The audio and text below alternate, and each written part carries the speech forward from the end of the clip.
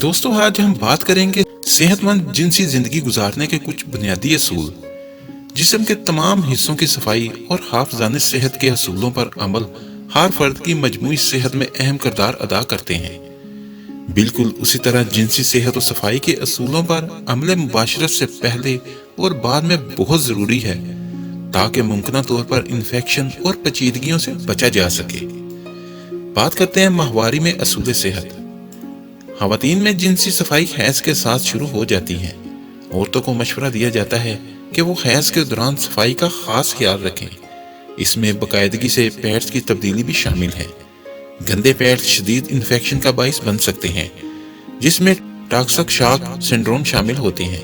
ये ख़वातीन में जानलेवा सूरत हाल होती है जो खून में भीगे हुए पैड्स की वजह से होती है। ख़वातीन को एक कारआमद मशवरा भी दिया जाता है कि गैर इस्तेमाल शुदा पैड्स को प्लास्टिक बैग में बंद करके रखें और आप इन्हें दोबारा इस्तेमाल ना करें, वरना ये अशिया अतराफ के माहौल से आलूदा हो जाती हैं और नतीजतन पेशाब या इंदाम नहानी के इन्फेक्शन का सबब बनती हैं। अब बात करते हैं जिनसी तल्लुकात के बाद असूल सेहत। जिनसी तल्लुकात में दोनों शरीक हयात शामिल होते हैं, इसीलिए जिनसी हाफिजाने सेहत के असूलों पर अमल मर्द और औरत दोनों की जिम्मेदारी है। सबसे अहम और आसान तजवीज़ हाथ धोना है।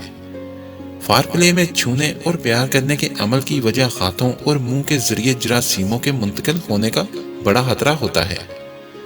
जिनसी तल्लुकात के बाद बहुत से जोड़े सुस्ती महसूस करते हैं और सफाई में ताहीर बरतते हैं। डॉक्टर इस बात की तरदीद करते हैं क्योंकि इनकी तहकीक के मुताबिक जिनसी तल्लुकात इस्तवार करने के फौरी बाद शावर लेने से तमाम जरासीम का खात्मा हो जाता है और बैक्टीरियल और एस्ट इन्फेक्शन का खतरा भी कम हो जाता है।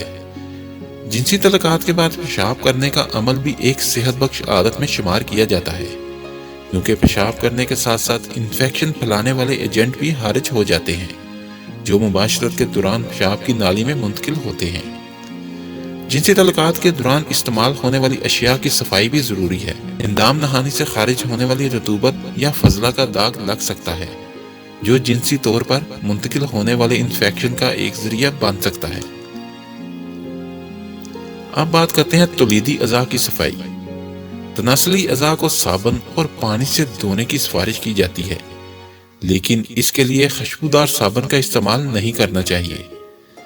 इंदाम नहानी की सफाई के वक्त पेशाब की नाली और मकत की जगह पर एहतियात से काम लेना चाहिए। यह अमल फजला के जरासीमों को इंदाम नहानी तक मुंतकिल होने से बचाता है। इंदाम नहानी की सफाई के लिए स्प्रे एक ऐसा अमल है जिसमें एक खुशबूदार लिक्विड ट्यूब के जरिए इंदाम नहानी में स्प्रे किया जाता है। यह अमल गायनेकोलॉजिस्ट की तरफ से सख्ती से ममनू है, क्योंकि इससे बहुत से इन्फेक्शन के खतरात में इजाफा और तवील अरसे तक संगीन पेचीदगियों का सामना रहता है, जिसे बांझपन और कैंसर। हाफिजाने सेहत को बरकरार रखने में लिबास भी अहम किरदार अदा करता है। टाइट अंडरवेयर से बहुत ज्यादा पसीना आता है, जो बैक्टीरिया की फजाइश के लिए बेहतरीन माहौल फराहम करता है। अंडरवेयर्स के लिए कॉटन और ढीली फिटिंग वाले मटेरियल को तरजीह देनी चाहिए, ताकि पसीना जल्दी और मौसर तरीके से खुश्क हो सके। किस्सा मुख्तसर बस यही है कि जिस्म के तमाम असूलों की तरह जिनसी अज़ा को भी रोजमर्रा की बुनियाद पर धोना और सफाई करना जरूरी है। जो चीज़ हम आपको बताना चाहते हैं वो बस यही है कि तौलीदी अज़ा की सफाई फौरी तौर पर करनी चाहिए, ताकि बैक्टीरिया को पनपने का मौका ना मिले, जो इन्फेक्शन और तवील मुद्दत तक संगीन नताइज का बाइस बनते हैं। अगर आपको हमारी वीडियो अच्छी लगी है तो इसको लाइक और शेयर करें और हमारे चैनल को सब्सक्राइब करना ना भूलिए। शुक्रिया।